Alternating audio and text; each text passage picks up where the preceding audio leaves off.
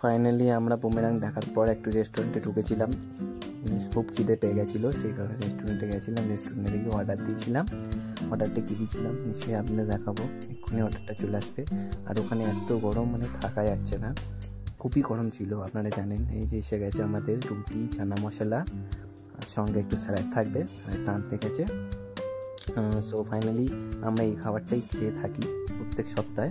তো আজকে ওই খাবারই নিয়েছি, সঙ্গে আরও কিছু নেওয়ার ইচ্ছে ছিল, দেখি লাস্টে কি নেওয়া যায়। তো সব কিছু ঠিক হয়ে যাওয়ার পর বন্ধু বলেছি গিয়ে চিকেন চাপ নিয়ে আসতে 1 প্লেট। তো আমরা চিকেন চাপ অর্ডার করেছি, এখনও আসেনি, আসলে নিশ্চয়ই আপনারা দেখতে পাবেন।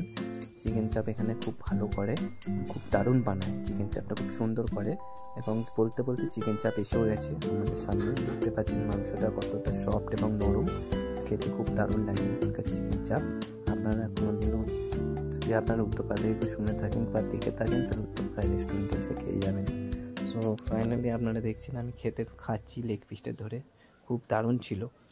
তো বন্ধুরা, আমি এখানেই ভিডিও শেষ করলাম।